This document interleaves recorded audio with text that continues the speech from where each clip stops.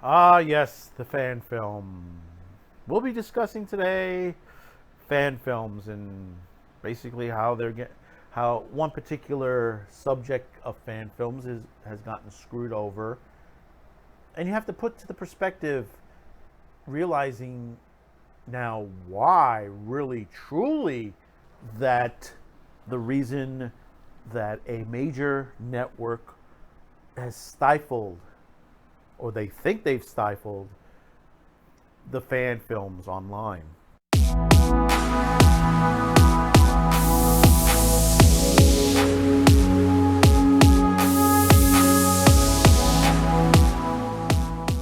Just before we start, don't forget to hit that like, subscribe, share. Thank you for tuning in. Thank you for those who have subscribed to this channel during the time period we were off. We're back again, stronger, faster, bigger than ever. A lot coming forward.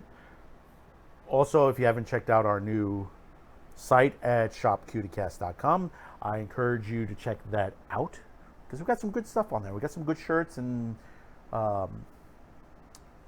stuff, cups and mugs and t-shirts, stickers and stuff like that you might like. So let's get into this.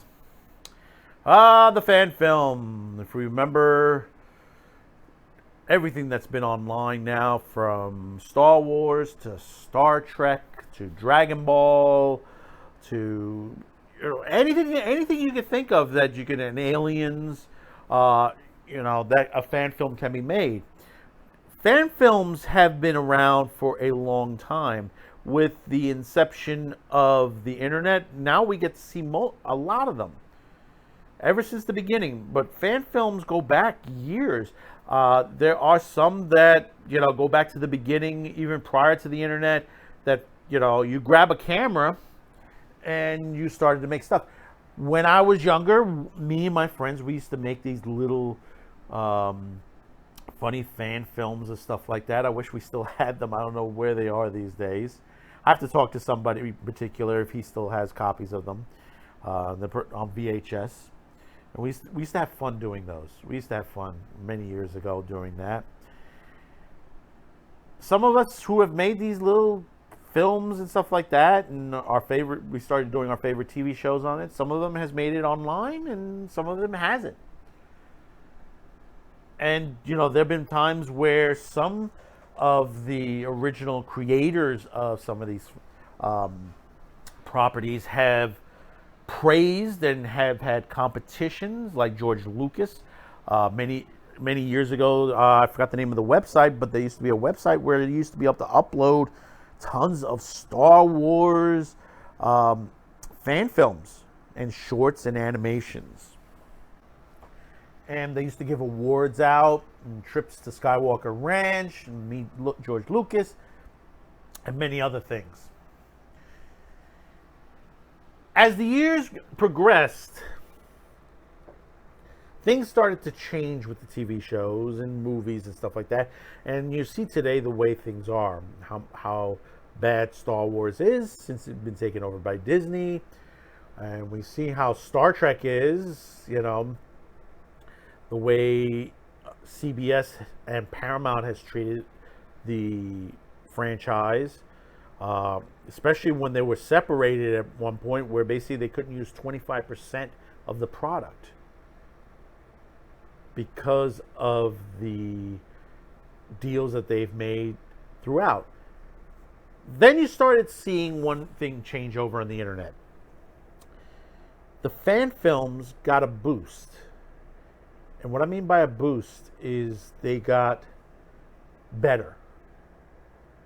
Because the stuff that they used in the past, the editing systems, the animation, the equipment, prices started to drop. These days you can get a great editing software with an editor, an audio editor, a graphics and animation editor, a color grading system, waveform monitors and everything, all together, all one package, Guess for how much? Free. That's right, folks. Free. That's DaVinci Resolve. If you haven't seen DaVinci Resolve online, if you happen to be a YouTuber, I recommend get DaVinci Resolve. Very easy to learn. I'm still learning it because all the higher end stuff, I'm still learning that because there's so many things and they change a lot of things on there, but it's for the better. And you may say to yourself, oh, but they must give you the most basic system on the free. No, actually, they give you a lot. It is really powerful as some of the bigger sections of Adobe, Final Cut, and every other top line editing system. Now, DaVinci does offer a $300 version of it, which it has more bells and whistles to it. It's mostly more of the audio techniques and the video and a lot of other things that filters and stuff like that you wouldn't get in the free version. But for someone starting up, if you're starting up on there, free version of DaVinci versus paying monthly to Adobe works out a hell of a lot better. Believe me, give it a try. But I'll give you a fair warning. Make sure your video card is up to date with enough RAM on it. Because one thing about the system, and I'll warn you this, it's a RAM hog on the video card. Believe me, my card is a 32 on there, and it's plenty enough for it. I had one with 4, and trust me, it used to crash heavily. So make sure you have at least 16 in the system in your video card. So basically, you'll be able to use it properly on there. But as getting back to the fan film, as the software and everything got better, and you started to see better stuff coming out.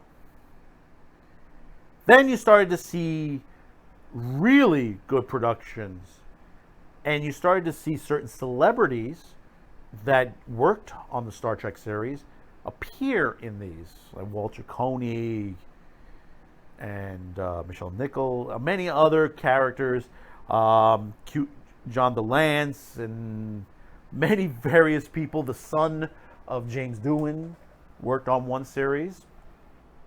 And as we came across, one company came out called Axanar, and we could sit here for hours talking about their failures and how they on that, of what happened behind the scenes on that, but we don't need to go into that. What I want to talk about is the quality of their particular product, which happened to be award-winning excellence. And basically, you saw they were supposed to have a big movie. They had a good script.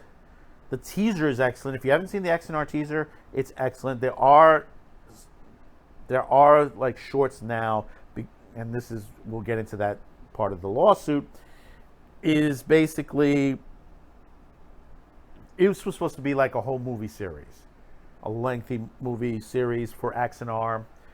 Similar to what Vic Mignogna was doing on Star Trek Continues, which there is now a stage set with the Enterprise, the original Enterprise built on a stage set, and it's excellent. And the same thing with Axanar. Axanar has a bridge of a ship, of a starship, in a studio facility.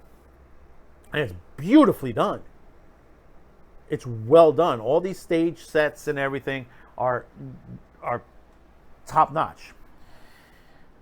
Now, like I said, we're not going to go into the details on that, but there were some issues with Axanar financially and how they were raising money and stuff like that. And it upset its, from what we understand, upset its CBS and Paramount.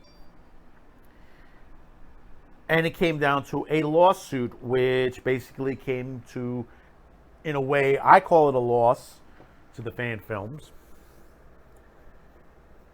But it was a mutual agreement for them not to do what they were planning to do. And there was a whole list of things that basically this came across. Now, looking at the new guidelines. 1, the fan production must be less than 15 minutes for a single self-contained story of no more than 2 segment episodes, parts, and not to exceed 30 minutes total, with no additional season, episodes, parts, sequels, or remakes. The title of the fan production or any parts cannot include the name Star Trek. However, the title must contain a subtitle phrase, a Star Trek fan production, in plain typeface.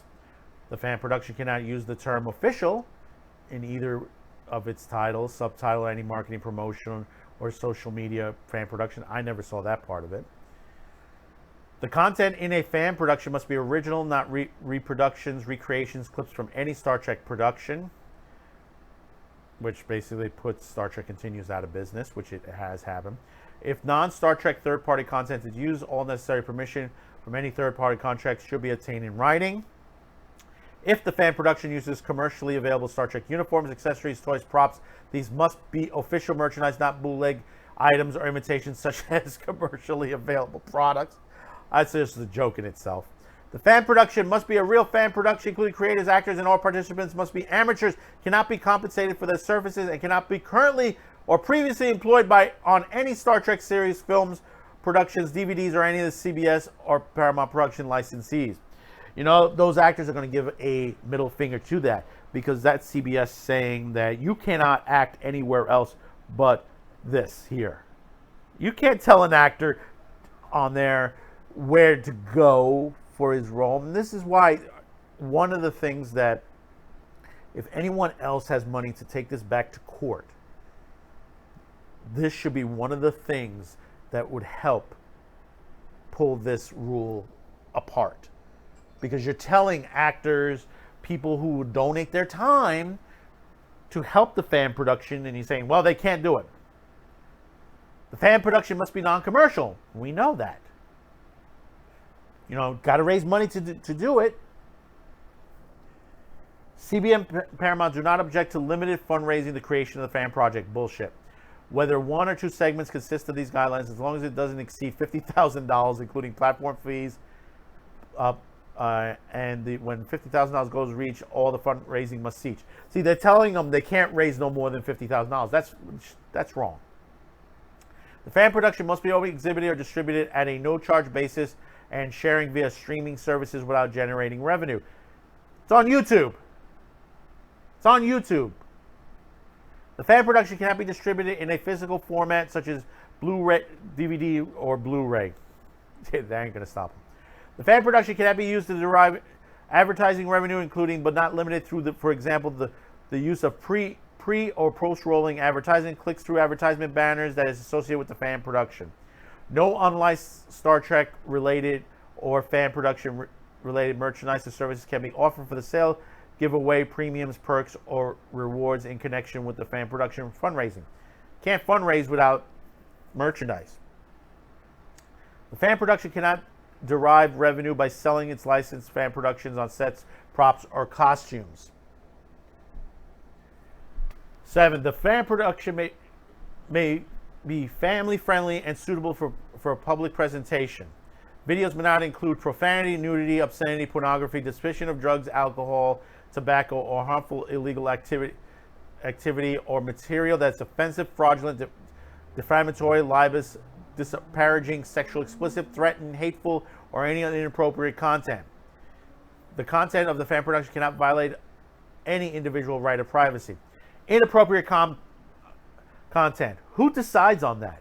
Who really decides on that? That's your stifling, you know, you say, well, you can't have nudity on that.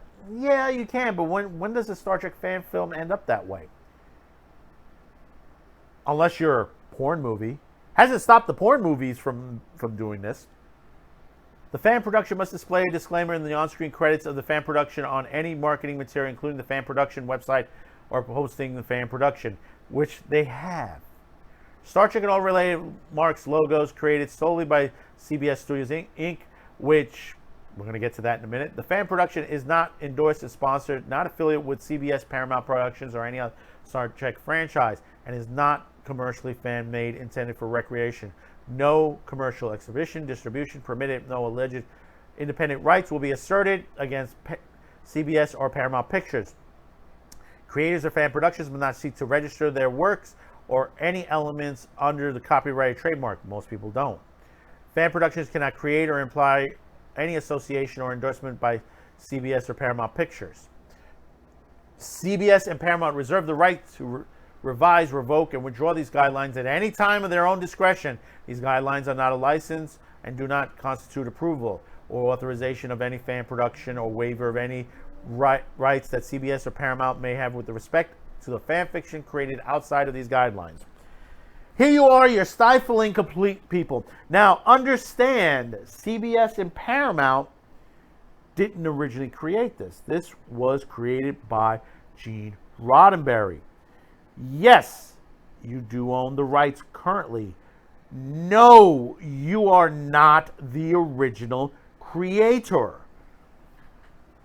You have to understand this. You may own the rights, but you are under contract yourself. Understand that. You're on contract between Paramount and CBS, and you're probably still paying the Roddenberry family for a percentage of on there. There are those in this productions that you're still paying. You're paying writers of the novels. You're paying people who have created many of these things. You're paying people to create the shirts and stuff like that. But here you have a company, Axanar, and I call them a company because they are, in a way, a company, who has created a product that basically is superior than your Star Trek Discovery, your Picard TV series, your Lower Decks, and everything else that you've been producing, including the Paramount movies. And not only Axanar. Star Trek continues. Vic Mignogna has, if you haven't seen the Vic Mignogna stuff, his stuff is amazing. He's brought back some storylines that are fantastic. The looks are great. The stories are great. The special effects are great. And there are plenty of other fan sites, fans out, Star Trek fans out there still making them. You may have stifled them to create full. I still see some good 15-minute stuff that's produced very well done. I've seen a zombie one recently. And it's taken from an episode, which from a technical aspect that would violate this, that it was from the episode, The Ultimate Computer, the M5. It's the aftermath, where basically one of the starships that was heavily damaged had to be rescued. Basically, the crew was already all dead, but the starship was able to be returned back to space dock. And this is the crew that went to go get it, and an alien force started to turn some of the crew members into zombies, which was some joking on there, but hey, it's a good concept. And they had a bunch of shorts, and it was really good. See, looking back at this at first, when this first occurred, and I looked at it and I said, nah, this is not good. Axanar screwed up, to the nature, they got greedy and all that, but we can go, like I said, we can go through that into another issue in itself. Looking back at it and looking at a couple of other videos from several other YouTubers, I'm convinced now that CBS Paramount doesn't want any of these fan films to exist. For the reason is, they show that for much less money, a Star Trek episode can be produced. Now, if you go online and look around, I'll give you an example. The 12-minute interlude, the Axanar fan film, has 101,000 views. You know that it was stifled a bit because, YouTube held back on some of it. The Avalon universe, which is another Star Trek fan film, had one vignette that had about 3,000 views. There's an episode of Star Trek Continues. It is the aftermath of the Mirror Mirror episode called The Fairest One of Them All. 1.6 million views. The original Prelude to Axanar, which I would recommend to see that. 5.1 million views. Star Trek of Gods and Men, 3.9 million. Embracing the Wind, 1 million. Star Trek Horizons full movie, 14 million. This should tell you, In Harm's Way, 700,000 views. Star Trek First Frontier, 2.2 million. Come What May, 770. The finale, Star Trek Continues, the last episode, 852,000. Star Trek Odyssey, 1.1. I can go on and on and on. You're talking either hundreds of thousands or millions of views. The Holy Core, 106,000, which I've been recommending on it. The Avalon universe, this is a more recent, from a year ago, 97,000. I mean, there are so many fan films. There's one that came out, Unsteady, 2.4 thousand, 2,500, and that's just new recently. You know, there are so many fan films, some of them live action, some of them animated, very well done, very well acted. Some of them are a little cheesy, yes. The acting is like a little cheesy on that, but that's okay. It's a fan film. It's a fan film. You're having fun with it. It's a fandom.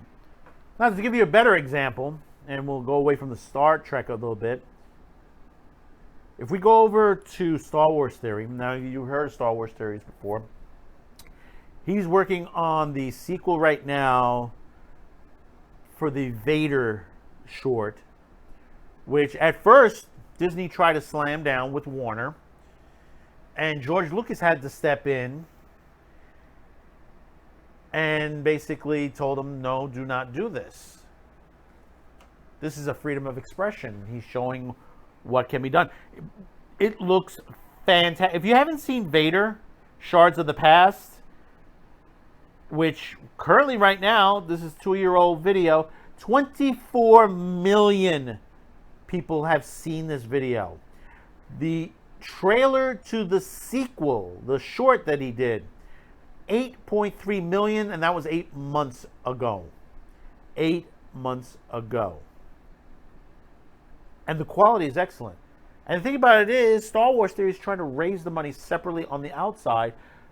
Most of it's going to have to come out of his pocket. From what I heard, the next 2 chapters of this will cost $350,000.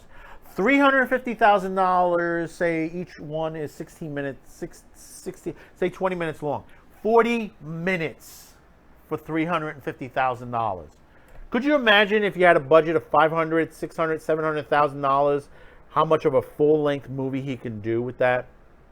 You know, these companies spending millions upon millions of dollars, advertising dollars, official merch product, which CBS is having a problem now. They finally got a company to Playmobil, I think Playmobile, or whatever the hell it is, to do some of the stuff, and some of that stuff is expensive. I heard there was a ship that was costing $500 now. And you say, well, yeah, I heard the Star Wars barge was about that range. Yeah, but when you're trying to recoup some of your money, when Amazon and Netflix don't want to deal business with you overseas for your product, you know, where's the money coming from? And I know a lot of it's from tax breaks on there and some other things. But you see why CBS here is looking at these fan films and saying they're embarrassing us. These people are embarrassing us because they're making a better, superior product than we can make. The fans don't like us. They like them better. We need to put them out of business. And that's what they're doing. The big corp putting the little guy out of business. Because what do you think? Someone like Vic Mignogna or the people at Axanar, Star Wars Theory, if they got themselves a good script for a movie, different, something that isn't a fan film, something new, original, they could blow these networks out of the water. This is why I tell you constantly, support these independent producers out here. These guys are the future. They are the future of this industry. If this industry is to survive the next decade or two, these are the guys that need to do it. You know, we try here, all of us here. You know, when you see us advertising merch and stuff like that, or we may have a Patreon or a Kickstarter, stuff like that, there's a reason. This costs money. If I tell you how much money I've spent on this show, and you might say, well, it doesn't look expensive. I say, things cost money. Equipment, internet, basically maintenance, royalty music, royalty graphics. You have to pay someone to do graphics. I have several websites that I work with, and I have to pay them. And some of them are okay in price, and some of them are expensive in price. And a lot of my money goes to that. And believe me, money hasn't come back in as much as you would think. Am I hard up right now? We're basically in the red, as many others are, because companies like Google and others have stifled our shows and everything like that. Same way CBS is stifling fan films. They're embarrassed. They don't want to see us succeed. And they will throw things at us that's saying, well, they're making money off our backs. But CBS, Paramount, you're making money off the backs of the original creator. You did not create Star Trek. You are just the broadcast company that has the rights to it. Now, we've seen lawsuits come out. For example, the Predator lawsuit, and the Muppets Babies lawsuit, and several others of the original creators trying to get back their product. Some of them have been successful. Some of them are still ongoing, and some of them have been unsuccessful. These companies have to understand is, yeah, it's okay to make money, but not to the point where you destroy the property. People will come to you if you make a good product. Fans will come back if the product is good. If you're making all this shit and people on YouTube are making much better programming, maybe, and here's the thought, and I've said this before, CBS, Paramount, maybe you should have hired Axanar. Maybe the guys in Axanar could have given you a better series. Or Vic Mignogna, hired Vic Mignogna to do a Star Trek series. It would have cost you less money. Trust me on that. For what you're putting in to Discovery, Picard, and all these other series, you would not cost you as much. Put that in perspective. And believe me, you would be making money. You'll be making money in product. You would be making money overseas because other sites will be freaking begging for the product. Also, the merch will be going out the door like crazy. The last Star Trek convention that just hit Vegas recently, according to what Gary Beegler said, there was hardly nobody there. Even though Shatner showed up and stuff like that, Shatner had a better crowd across the country over at MegaCon. I think it was MegaCon on there, which was the same weekend. he flew back and forth. And he had a bigger crowd over there than he did in Vegas. What does that tell you, CBS? They don't like your product. And you just... And the stupid part is, you just upgraded, you renegotiated the contract of the man who destroyed Star Trek. You gave him more years. This guy is junk. And the same thing with Jar Jar Abrams. The same thing. These guys are crap. You had the chance to negotiate. You had the chance to negotiate with Axanar properly and could have given them a broadcast show or or an actual theatrical movie. Could you imagine Axanar being in a theatrical release in freaking IMAX? If you've seen that footage, could you imagine that? That would have ranked in a lot of money. That would have ranked in money they would not believe. So my thought processes here are saying, this is what CBS did. CBS wasn't being embarrassed, and of course, it's been proven right. Just look at what people have to go through to make a fan film. They think that they're the ones who created Star Trek. Star Trek was not created by CBS. It was not created by Paramount. There were the licensees and production and basically the housing for Star Trek. Gene Roddenberry is the original producer, and whoever is still alive to this day, part of that Roddenberry family. Always remember that. George Lucas is still the creator of Star Wars, no matter that Disney owns it now. He could sue to get it back if he wants to. He can. It is possible, because it's damaging his legacy. So we reached this part of the video. Thank you for tuning in. Remember, I'm not a lawyer, but this is what I see, what's in front of me and what I've read. So don't forget to hit that like, subscribe, share. Thank you for tuning in. We'll see you on the next video. And don't forget, Saturday Pre-Flight is returning back at its regular time, September 16th, 10 p.m. Eastern. And we got a great show ahead. We got some great stuff ahead the next couple of weeks on Pre-Flight. We're about complete into the October parts, because we got some great stuff for Halloween too as well, because we're already into the Halloween part of the Saturday Pre-Flight episodes. So enjoy the rest of the week. Thank you for tuning in, and bye-bye now.